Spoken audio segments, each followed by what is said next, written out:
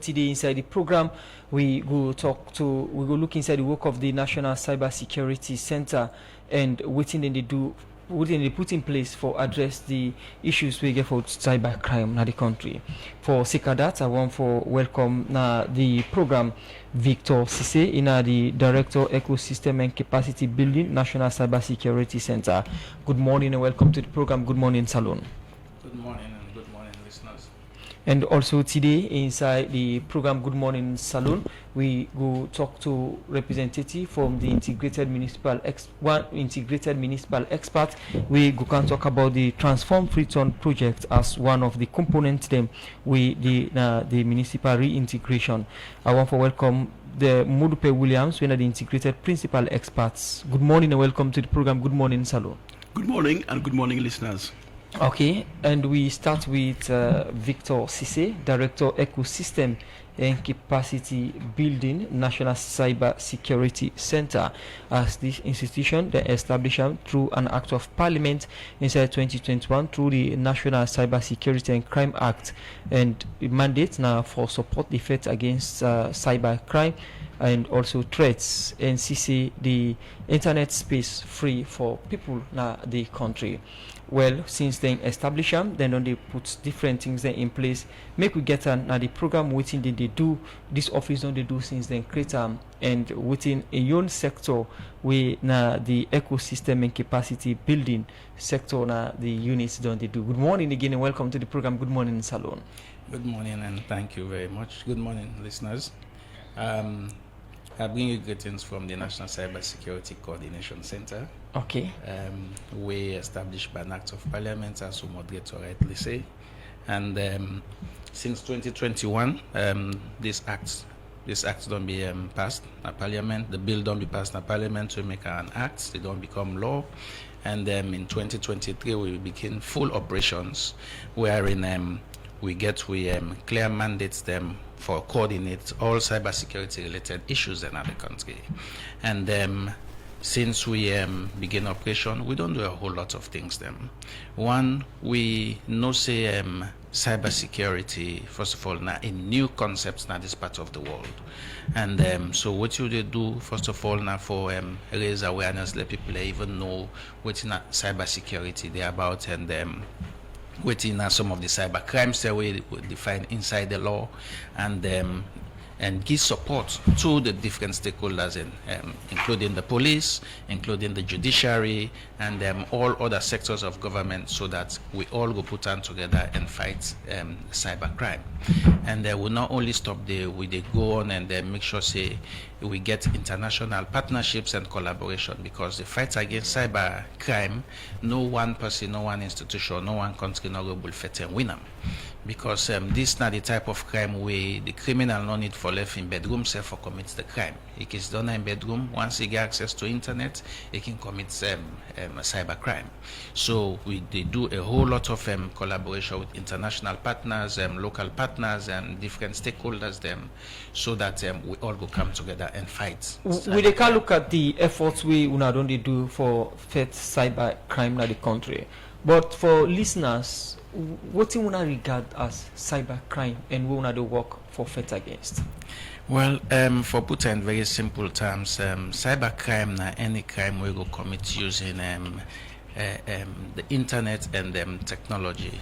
Crimes we go commit online. Now they will regard as cyber crime. So if they use the technology, they use the internet platform for actually commit them crimes here. So in case we don't come to Sierra Leone context, when you talk about cyber crime, what are the various cyber crime then we you go able for point at in our salon? Well, in the case of Sierra Leone, we get different crimes, but some of the prevalent one them where we don't see na the digital space na salon. One now what we call phishing. Phishing attacks them then they so much wherein people then they use different techniques them for actually able to get sensitive information them from you. They can use now for actually cause a whole lot of mayhem. We find out say crimes like social media accounts takeover. they look boku, wherein somebody go call you and tell you, say, hey, we send one code to you for log get meeting. They are just send me that code there so that we go join you at the meeting. By the time you get on that code, you don't lose access to a complete WhatsApp. We go lead to so much of reputational damage, because within that person go use your social media accounts for do, you definitely not go like them. Now they tell you go begin see messages that they come out from your number, your WhatsApp account. They go to all your contact and they say, I don't get stranded in a so place. They are send this kind of support for me, or I get this kind of problem at this society. And these are your trusted contacts. We know say when Modupe call me, for instance, this is not something very serious. He may call me and play business. But then now, because they don't take over that your accounts, that person can easily use them and cause so much damage to their you trusted contacts here. And by the time you know it's a whole lot has been done. It can use them for identity theft, wherein the person they impersonate, like say, na him, na you, where they actually talk when in fact not to him. So man they use identity theft for even look like say in a woman way, in fact in a man at the internet space, for just make sure say he also cause a whole lot of havoc on the people. In the context of Sierra Leone, we see say sextortion is also another prevalent crime where they happen, but unfortunately people rather suffer in silence because of the stigma we attach to them, wherein somebody gets some sexually explicit content about your user for threatening you, for get some financial benefits from you. So all of them kind of crime here, and many more actually they happen at the landscape, not alone. Okay, so first, you don't name the different types of crime where people or where they commit so far on the social media. Again, which one are the most common one where you think they can happen on daily basis? Like I say, phishing are the most common one where they happen, and it gets different forms. You then go use audio message for actually trick you. We call them vision. You get the one we then go use text message for actually trick you, for get information from you, and they call smishing. And then you get different forms of that one. Then I actually more prevalent. And then of course, like I said, the social media accounts take over themselves. Then then complaints, and they can actually come up a lot. So let me look at within the center, the National Cybersecurity Center. They do for address some of the issues here. Well, the National Cybersecurity Coordination Center, we core mandates are for provide support to the police when it comes to area of investigations, provide support to the judiciary, and when it comes to prosecution, and how for even handle digital evidence. So that they will be admissible in a court, with the build capacity of different other law enforcement agencies, so that when the crimes are actually reported, the necessary players, all the players of government, from the investigation to prosecution and to even interpreting of the law correctly, all man go do in your part correct one. So over the 2 years period, we don't provide them a whole lot of capacity building for high court judges, for prosecutors, for investigators. We don't make sure so we don't give them training over and over again. These are not one-offs, and we not only they stop there, they make sure say we even through with partners send them go out, let them go see best practices in other countries how they want to be done in this cybersecurity business before we actually done the handle them, so that they go get that kind of exposure. When they come back, they go use that kind of skill sets for actually fight the cyber criminals that will get in the country. When I get the equipment at all, that points to the infrastructure. Yes. And infrastructure, I will tell you, say yes. The National Cybersecurity Coordination Center get what we call the SAT, the Computer Incident Response Team. We actually they in place, and we get the Digital Forensic Lab.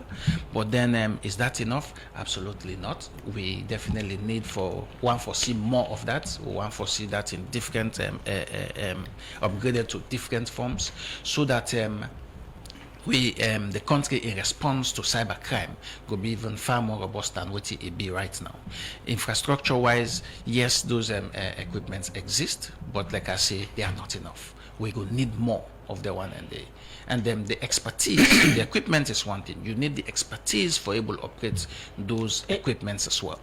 In a situation somebody gets cyber attack, is it na police for reports to or na the coordinating center for reports to? You can report to police, you can report to the NC3, we know the short name of the Cybersecurity Coordination Center. You report to we with the channel report back to the police because now the mandate for investigate. Once you don't get enough evidence, and the prosecutors will take that to court and follow due process until they come to the end of that. Now, the Criminal Investigations Department, we dey talk about internet, we dey talk about techniques, we talk about, but this na the side where you dey go. You will go reports. You have to go with your stick. You need to go buy the stick. In fact, the paper you need to go print them. In fact, the statements na pen they use. So you dey go reports cybercrime. We now online then cause them, but the unit all the way they do na manually. How then we able track in a situation like this? Again, I make I tell you, say this is work in progress, and the digital platforms could be improved drastically. As I speak to you, we get a reporting platform, now the NC3 web page, wherein when you report, all the reports and they go come in a digital form and then channel to the appropriate entities of government. A whole lot more needs for be done as a country, as a government. That's we acknowledge. But then, like I said, this is a new concept altogether in this country. Other advanced countries and don't use years for let they actually able to implement this. With digital uptake, self now the country is at a nasal stage. So we are actually making progress. You just highlight some of the complexities and actually handling all of this. Whilst they deal with capacity building, they deal with the infrastructure. There is a whole lot more we need for actually come up, because all of them things are supposed for they in place. You can get the infrastructure, you not get the capacity, you are still not going anywhere. You can get the capacity, you not get the infrastructure, it's still going to be challenging. So all of these are investments. Then we actually they do, where governments again full support towards and go. But then I just want for note again at this point, the issue of technology and the issue of cybersecurity is very, very pricey. It's expensive. These are professional tools, and the skill set for upgrade them also require a whole lot of when we come back to you, we dey look at how far una don go for achieve some of them here and overcome some of the challenges them for fight against cyber crime in the country. In name na Victor Cisse in the ecosystem and capacity building person na the National Cyber Security Coordination Center. The program Good Morning Salon they continue. They come to you from the Society for Radio Democracy 98.1 FM. The program na Good Morning Saloon, and inside the program now we come over to we other studio guest we na Modupe Williams, we na integrated municipal expert na the Freetown City Council. Good morning and welcome to the program Good Morning Saloon. Good morning again. Yeah. For the city, it don't spread to the point where it is really at a level where serious concerted action get to be taken by all the relevant government agencies, not only the council. We did in discussion with the traders as council for find ways for manage street trading in the area, specific area where I describe. That area there, although it gets some elements of street trading, the street trading not as intensive as other parts like Lumley where you describe. And we would hope for try for find ways for manage the street trading in that area there and reduce them to a significant extent, so that the area can be enhanced for and reflect the central business district status of that part of the city. When are they the most important government offices and the most important buildings and we want to make that be maintained like other cities around Africa and around the world, where you go to the central business district area, you feel to say this area has been protected for high value activity. Okay. Yeah.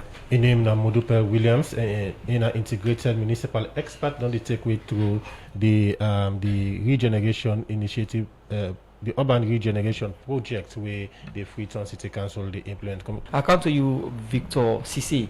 We don't talk about our mandates and some of the activities that Mona don't engage in, but the issue of cybercrime now one way still plenty in the country and complaints and they come up. What will they do for improve una infrastructure and the capacity of the workman them for ensure say we are able combat cybersecurity in the country? Thank you very much, Musa, for that question there. And with regards to the infrastructure, we currently implement what we call the National Critical Information Infrastructure project, wherein we identify all the critical information infrastructure then at the country, and then prioritize them and focus, provide them protection plan for 4 of them, one a day for as a test case what it starts with. And last week we don't do validation of that protection plan, because now we don't put a protection plan in place, and that document they actually serve as a blueprint for securing the critical information infrastructure. And there were the range across different sectors in the government, where we see if any of them damage, if any of them get compromised, if any of them ambog, they actually tell on the operations of government, because these are highly digitally reliant infrastructure, like the financial sector, for instance. If anything happens, you go and bug the day-to-day operations of government. So we don't put these blueprints together as a protection plan. We all the stakeholders that the critical information infrastructure have to follow. At the same time, also the capacity of the experts need for be continually upgraded, because this not what you go do one off. So in that line we continue with the skills development, and I make with the now in a few weeks time roll out the cybersecurity skills strategy, wherein we go train expert them from different sectors of government and even private sector, for make sure so bring them come to that professional level of certification, so that they go able to do their work even better than what they do now. Whether it is the police, whether it is the judiciary, the financial sector, or health sector, and all those other places, we therefore invite them, take some of them professionals for help protect the infrastructure And this government initiative, government they pay full for all the people here for actually go and get that kind of expertise here. And not just the stop there, we actually also they now work with the Master Sabi people in book learning business for develop a cybersecurity curriculum in this country, because long before now we not be ever get any university where they offer cybersecurity program. You will agree with me, Musa, if we get all this amount of radio stations and TV stations in the country, then no university not they produce graduates them where for actually work na the radio stations. It will be a challenge. So we identified that one day during a World Bank supported project wherein we do an assessment, and that come out vividly. Say, look, for let we get cybersecurity expert then at this country, pass we import them from Nigeria, Ghana, and other places, and it becomes very expensive. And besides, you know, only your mama and mates they be the one for they keep your secrets for you. So if finally you train you young person them, you young people them for letting get that expertise for working at the financial institutions, for working at the military, for working at the police, and other different sectors for help protect the infrastructure. So now that curriculum development they actually gone. We don't get the first engagement, and by next week or a week after, we also get a second engagement with the universities and in that engagement they will make sure to bring the policy body, which is the Ministry of Technical and Higher Education. We bring the regulatory arm when at the Tertiary Education Commission, so that once we've done this, we will get accreditation for any university who want to roll out this program. And then we will make sure even the senates and courts of the different tertiary institutions also be getting involved. Let them know this is not just academia for academia, but it's also coming from a security perspective. Because Musa, there was a time when we get some internet breakdown at this country. We all feel by abobon and hot water. You're not able to explain, but just something is wrong. You only phone you the send message, they go no side, and you wait for responding, not they happen. Business was slow, and then interactions or interventions and not be they go as in a timely manner as well be they planned them. We know one kind of thing they for continue for happen. So we need the professionals there for actually they for help protect all the critical information infrastructure, yeah, for working at the different sectors of government, even we radio stations. You know, one for low Sidoya, and they talk on cybersecurity, they're waiting the public they is something quite different because our system has been compromised. We want Musa or any other person in this institution get those basic skills, how for handle information, how for make sure say it's protected, how you soften habit, self go actually be sanitized in a way where you not go compromise yourself or the institution where you work for. So, with the National Critical Infrastructure project, when a blueprint where they guide the institution on how to handle cyber-related issues in the country, you think with this blueprint, able for reduce or address the issue of cybercrime in the country? It help for reduce the risk of the critical information infrastructure have been compromised. The problem the reason why I make this one very important is because any of them gets compromised, it unblock the day-to-day operations of government. Cybercrime generally not a good thing, but there are some crimes like doing things that will annoy me as an individual, you know, go work government's day-to-day operations. But if you touch like the health sector, let's say the electronics management records, wherein and now go are able to compromise and see all the health records of 98.1 staff.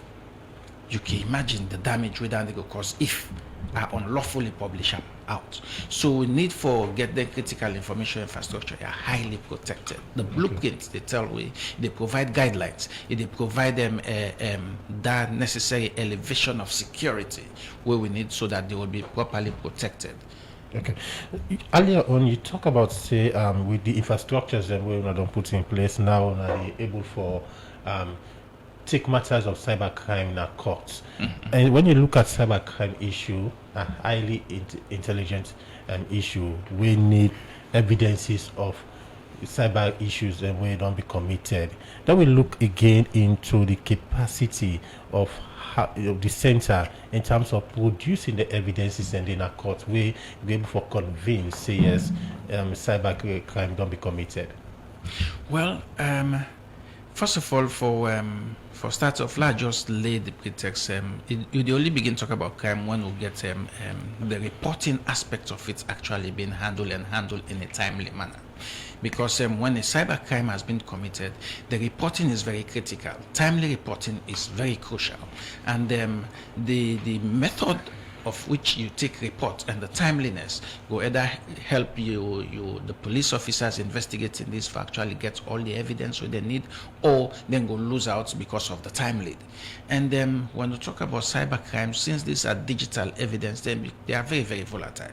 I'll give you a simple example. If you report a crime that a cyber crime has been committed using the desktop with in front of me, but before they come for actually do the investigation, you don't switch them off. All the evidence in the volatile memory, you go don't lose them. Any evidence within the slack memory, self go don't go. You automatically don't begin compromise the investigation. And if the investigator not gets a threshold of evidence we need, the prosecutor not able to proceed with that kind of case day, because as soon as you go to court, they kick them out because you not get enough evidence for they actually prosecute them. So the process is long, and even the handling of forensic evidence. Let's say the evidence is in place, but then handling of that forensic evidence itself for let be admissible in a court is another matter. You forget a clear chain of custody. Who said this evidence be there at what time T1 and how it moved from that point to that point, how you handle them. You're not going to take forensic evidence left at a national library, for instance, where any other person can get access to them. You go don't compromise already. So we are still building the capacity. We continue to build the capacity of the prosecutors, the investigators, even the judicial system in the country. Okay, continue for the between the program in name of Victor Cisse and the Director Ecosystem and Capacity Building National Cybersecurity Center. Don't take way to some of the things that we the center don't do for address cyber issue them in the country. The program na Good Morning Salon and they come to you from the Society for Radio Democracy 98.1 FM. Musa? Oui. they come to other studio guests when I'm Mudipe Williams, integrated municipal expert. We therefore talk about the urban regeneration initiative. We are part of the Transform Freetown plan or Freetown project. Earlier you don't talk about how far una don't go and some of the things that una don't put in place. What are the status of this project and when the people of Freetown go see this program kickstart? Okay. What I need to explain, this is now a 5-year program funded by the city of Zurich. We get an annual budget within the release every year to the city through the implementing partner. The implementing partner, Salon, Goal, the NGO Goal, and Goal they work with the city of Zurich incorporating partner with UN Habitat. So they get a governance structure which they don't put in place. So in the last few months, waiting Goal in collaboration with FCC they recruit contractors in 4 key areas. They don't recruit a consultant for design the street lighting system. That process is ongoing. They recruit a contractor for design and build the footway improvements. Then they also recruit systems specialists for put in place the control parking scheme. So it could be a cashless payment system. They didn't process of recruiting a systems specialist for define and design the parking scheme. So most of that procurement day will complete in the next say 1 or 2 months, and then the works we will see starts on site earliest will be the footway improvement works, because that will start I would say around October time, maybe even before October. Once the rain stop, the works will start on site. That works will be delivered in stages for cover the area I described earlier on. And if we go for 2 contractors, we'll have 2 contractors working in 2 different sections of the CBD. They try for work for improve the footway and reintroduce the scheme where we design. So and each year they will complete a certain section and they'll move to the next section of the scheme, and all within the next 4 years, all that work will complete. So yeah. The Salon Roads Authority, they implement programs like this, or then they into infrastructure. What are the partnership with then institutions here in implementing this project? Well, the Roads Authority is part of the project coordinating unit.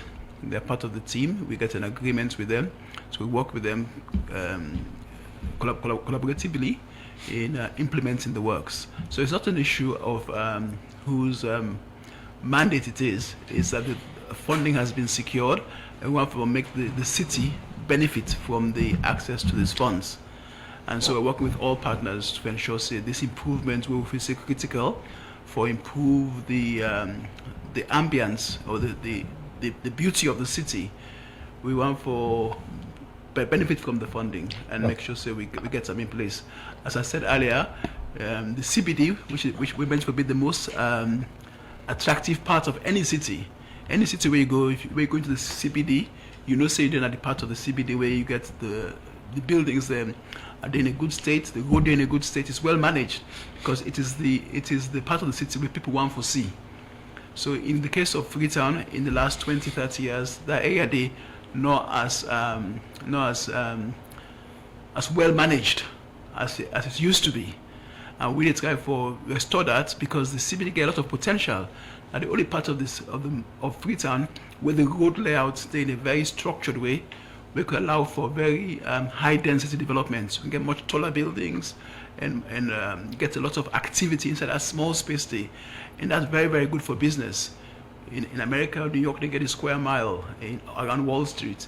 In London, they get the city of London. It's very small areas, but very intense activity. So businesses they interact in small spaces, and it's very good for business. But we at the moment we don't lost a lot of that opportunity.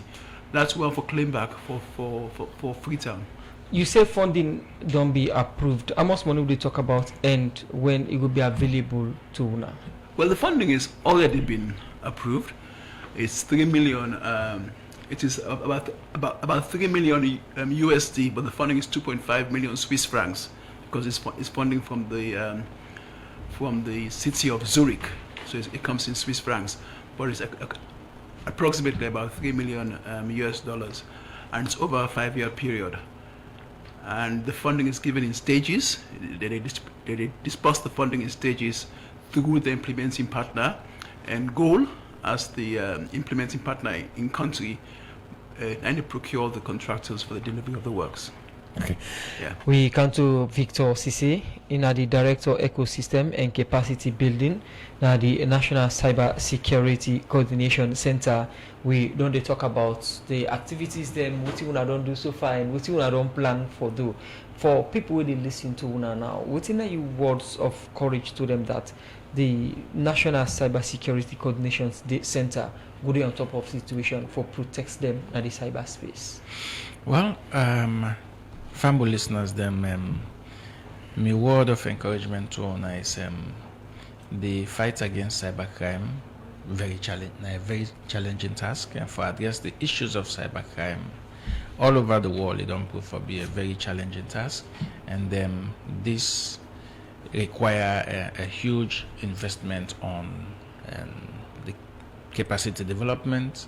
It require time, it requires dedication, and it requires so many more resources for law we will get them right. So we all know, say we really want for let this space be safe. Public they expect a whole lot more, but then this will require time for build the institutional capabilities for build the infrastructure and bring them come to the level where we all go need them. In fact, for even raise the awareness of people and for know when, how, and who cipher report, and we need for let the expert they actually get the expertise for handle forensic evidence, for investigate and for prosecute, and then make sure say the public get the justice we they deserve. So let we exercise patience, but at the same time let we cooperate with government institutions, for cybercrime report them, and let's follow the due process. It will seemingly look slow, the development, but then it takes time. Plenty believe say or plenty get conviction that the people at high positions they use them for intimidate other people, especially journalists. Well, the one thing I can tell you from a professional angle is that we they do a job judiciously, and we they work very hard for build the capacity of all the different players in the value delivery chain, so that everybody know what for do, how for do them, and do them in a very professional manner. And most times evidence them came available when the cyber crime day against sports were influential. Well, like I tell you, the infrastructure we need for work on them more, the capabilities that we need for continue for strengthening them, because I mentioned earlier, if reporting is done in a timely manner, you'll be able to grab some of the evidence and most of the evidence will go actually make you meet the threshold for prosecution. But if reporting is not done in a timely manner and some they feel stigmatization, or then the evidence is not handled properly, you find out say your business will go far when it comes to prosecution. Thank you very much, Victor Cisse, Director Ecosystem and Capacity Building, National Cybersecurity Coordination Center. Within inside the program, they talk about the work within they do and raise awareness about this center and the activities them we don't really do for protect people in the cyberspace. The program Good Morning Salon they continue. They can say from 98.1 FM. And inside the program we come over to we other studio guest when Modupe Williams, integrated municipal expert.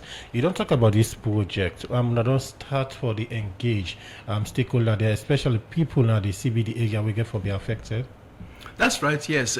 And we also get an event we would organize for coming Monday the 1st of September at 10:30 at the City Hall, where we don't invite all the property owners and businesses and offices, government offices, where they operate within the CBD, so that we can share with them the scope of the project and discuss how the project will affect them and the benefits of the project as well to landowners, property owners, and people who do business at the CBD.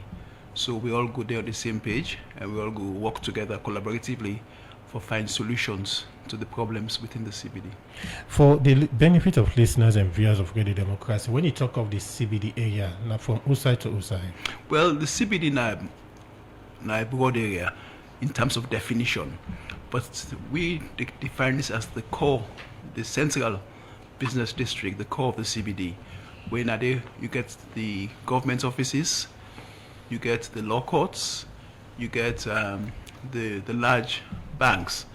And that area they range from Walpole Street to Wilberforce Street from the west to the east, and then from Shaka Stevens Street to Wallace Johnson Street. So that's the area where this project here we don't describe they focus on initially. If possible, say further downstream, further down the way, we expand this project to cover wider areas. But the implementing of the works, the physical works, that area they go focus on. But also in addition to that, we produce a action area plan where they cover a much wider area from ECOWAS Street all the way to Freetown Road and Brook Street and down Palemba Road. So that plan they will cover the long-term plan for develop that whole area there. That's not a planning policy document, but the physical works not the area where I described just now. Some building then they now this CBD also where even the owners of the house need to take care of you see pan body or bodos, maybe they're not even painter.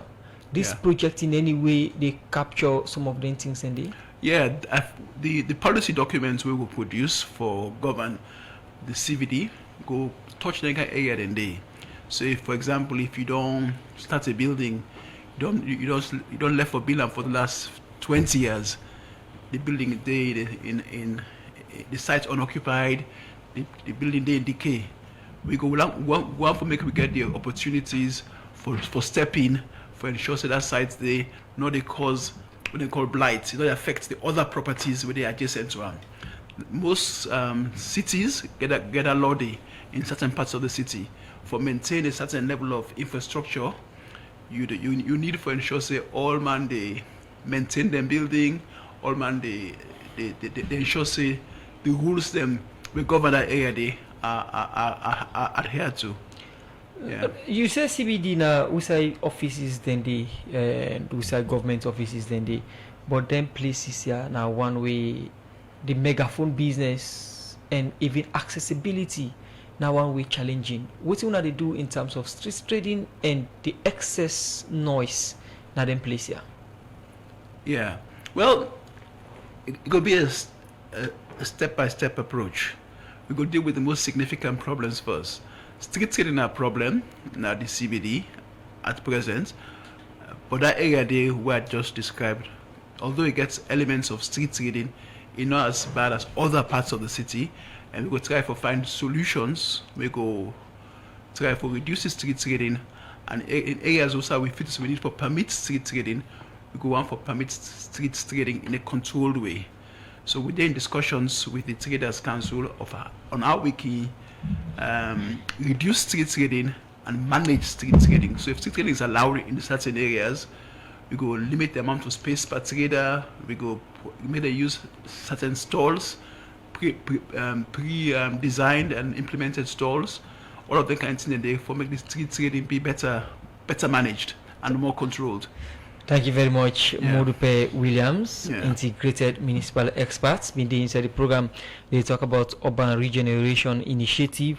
We now part of the Transform Freetown plan. As a part of this project, then they do footways and also do other parking zone and other facilities in the central business district. We hope for gets from you from time to time as the projects they continue or where the project go starts. We will hope for get and inform public or listeners them about how the projects don't go so far. Please thank you for joining us at the edition of the program. Good morning, Salon. And same way so we get Victor Cisse, Director Ecosystem and Capacity Building, National Cybersecurity Coordination Center. Even they inside the program, they talk about the new thing that we don't put in place for protect the cyberspace. Please thank you for joining us at the edition of the program. Good morning, Salon.